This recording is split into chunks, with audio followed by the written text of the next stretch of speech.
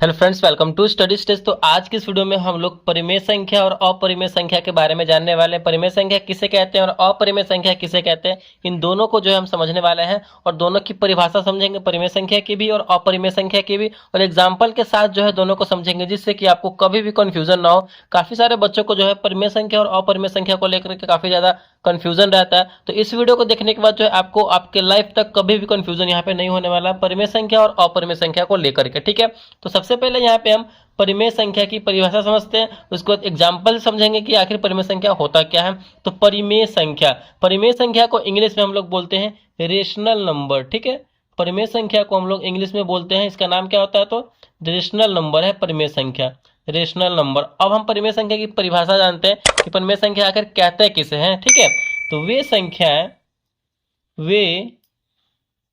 संख्याएं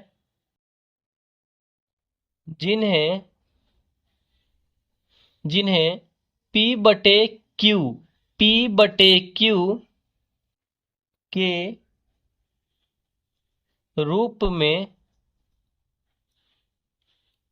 लिखा जा सकता है तथा Q जो है कभी भी 0 के बराबर नहीं होता है, वैसी संख्याएं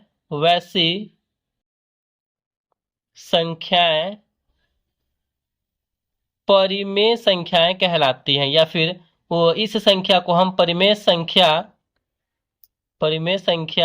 ऐसी संख्या को हम परिमेय संख्या कहते हैं। ये हमारा जो है इसका परिभाषा है, डिफिनेशन है। एक बार पढ़ते हैं इसको।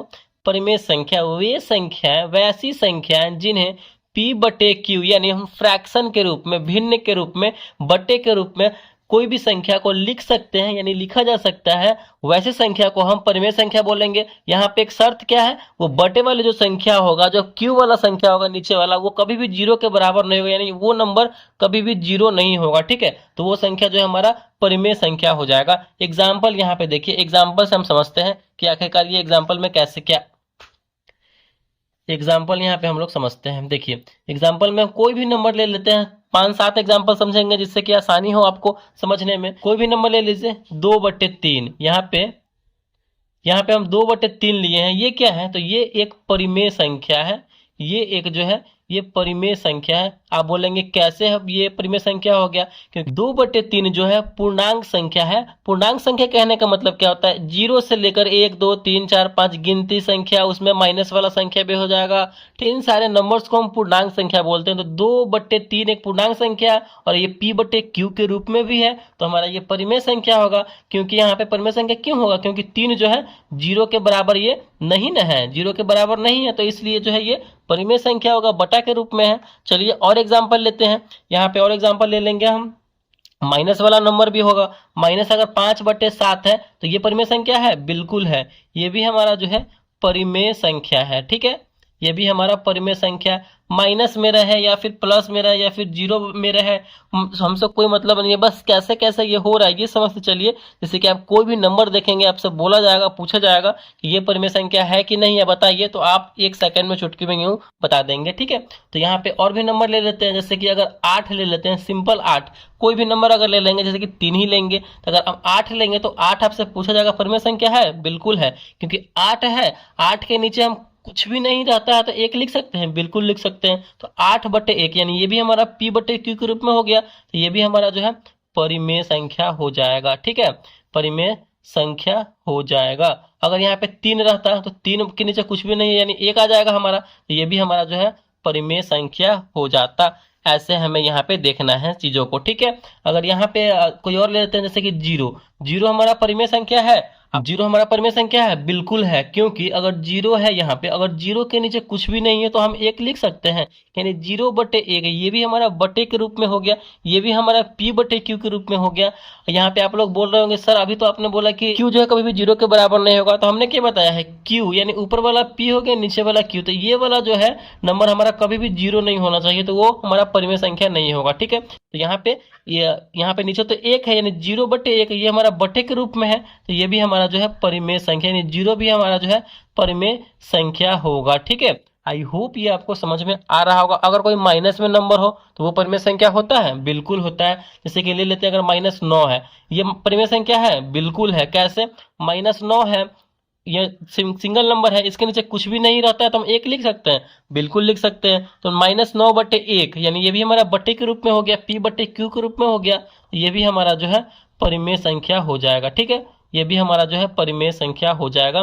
तो यहाँ पे आपने जो है परिमेय संख्या को बहुत ही आसान तरीके से समझा है। यहाँ पे मैंने समझाने की कोशिश की है कि वैसी संख्या है जिन्हें P/Q के रूप में लिखा जा सकता है, और कभी भी जो है नीचे वाला नंबर Q वाला जो नंबर है वो 0 नहीं होना चाहिए। ठीक है, तो वैसी संख्या हमारा परिमेय संख्या कहलाता है, रेशनल नंबर कहलाता है। ठीक है, चलिए परिमेय संख्या को लेकर के आपका सारा डाउट यहाँ पे क्लियर हो गया होगा। अब यहाँ पे हम लोग समझते हैं अपरिमेय संख्या किसे कहते हैं। अगला है हमारा अपरिमेय संख्या। अपरिमेय संख्या क्या होता है, अपरिमेय संख्या किसे कहते हैं? अपरिमेय संख्या को हम लोग इंग्लिश में, इसका नाम क्या होता है, तो इसका इंग्लिश में नाम होता है हमारा इरेशनल नंबर। ठीक है, इरेशनल नंबर, इरेशनल नंबर।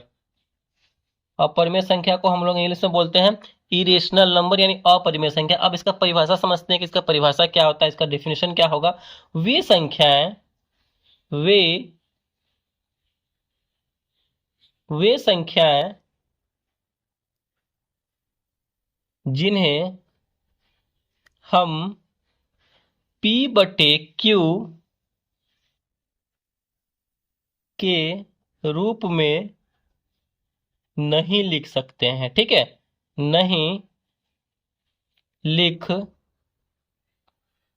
सकते हैं। परिमेय संख्या में हमारा क्या था, वे संख्या जिन्हें हम P/Q के रूप में लिख सकते हैं, यानी बटे के रूप में लिख सकते हैं। लेकिन अपरिमेय संख्या में हमारा क्या है, वैसी संख्या जिन्हें हम P/Q के रूप में नहीं लिख सकते हैं, यानी हम बटे के रूप में नहीं लिख सकते हैं, फ्रैक्शन के रूप में नहीं लिख सकते हैं, भिन्न के रूप में हम नहीं लिख सकते हैं। ठीक है, उस वैसी संख्याएं को वैसी संख्या को वैसी संख्या को अपरिमेय अपरिमेय संख्या कहते हैं। वैसी संख्या को हम लोग अपरिमेय संख्या कहते हैं। एग्जाम्पल के तौर पे यहाँ पे हम लोग देखते हैं कैसे। ये पहले समझिए, P/Q के रूप में नहीं लिख सकते हैं, इसका मतलब क्या हुआ।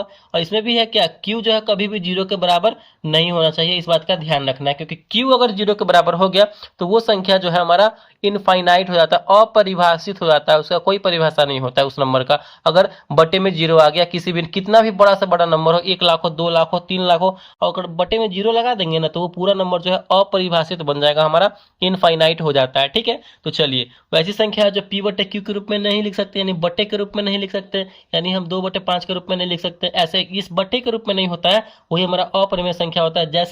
जैसे कि हमारा नंबर क्या हो जाएगा, √2। वो √2 को बटे के रूप में नहीं लिख सकते हैं, नहीं लिख सकते। अगर √2 को अगर हम तोड़ेंगे, इसका मान का अगर निकालेंगे तो कितना आएगा, मान 1 पॉइंट, मतलब दशमलव में इसका मान आएगा। और वह दशमलव में आने का मतलब क्या है कि ये जो है मतलब ऐसा नंबर आएगा जो कभी भी खत्म नहीं हो सकता, और नंबर भी रिपीट नहीं करता है। ठीक है, और नंबर भी जो है ये रिपीट नहीं करता है। तो इस प्रकार और आगे नंबर होगा तो बढ़ते चला जाएगा ये, और मान खत्म ही नहीं होने वाला है। वैसी संख्या को हम लोग अपरिमेय संख्या बोलेंगे। ठीक है, कोई भी नंबर ले लीजिए, जैसे कि √3 हो जाएगा, √5 हो जाएगा, मतलब वैसी रूट वाली संख्या जिनका जो है पूर्णांक नहीं निकल सकता, यानी इसका जो है वर्ग नहीं टूट सकता है, वह संख्या हमारा क्या हो जाएगा, तो अपरिमेय संख्या हो जाएगा। √3 का वर्ग निकलेगा, नहीं निकलेगा। √5 का स्क्वायर रूट हो पाएगा, नहीं हो पाएगा। ठीक है, तो वह संख्या हमारा क्या होता है, तो अपरिमेय होता है हमारा। ठीक है, अपरिमेय संख्या होता है। जैसे कि √9 होगा तो √9 नहीं होगा, क्योंकि √9 का तो स्क्वायर रूट निकल जाएगा, तो रूट हो जाएगा यहाँ पे हमारा 11, रूट हो जाएगा हमारा 13, मतलब इस प्रकार जो है और भी बहुत सारे नंबर है। तो वैसी संख्या हमारा अपरिमेय संख्या होता है। और ये ध्यान रखना है, पाई भी हमारा क्या है, पाई भी हमारा अपरिमेय संख्या है। ठीक है, पाई भी जो है हमारा अपरिमेय संख्या है, इस बात का आपको ध्यान रखना है। पाई हमारा अपरिमेय संख्या है, और भी बहुत सारे हैं। वैसे जिनका जो है वर्गमूल पूर्णांक नहीं होता है वे संख्या हमारा अपरिमेय संख्याएं होती है। तो आई होप ये जो है मैंने परिमेय संख्या और अपरिमेय संख्या को लेकर के जो मैंने ये वीडियो बनाया है आपके लिए परिभाषा और एग्जाम्पल के साथ में, ये काफ़ी ज़्यादा जो है आपके लिए इम्पोर्टेंट है और मैंने बेसिक से यहाँ पे बताया और अच्छे तरीके से समझाने की कोशिश की है। तो अगर वीडियो को अच्छा लगा और समझ में आ गया होगा तो प्लीज़ वीडियो को लाइक कीजिएगा, चैनल पर नया है तो चैनल को सब्सक्राइब जरूर कीजिएगा। Thank you.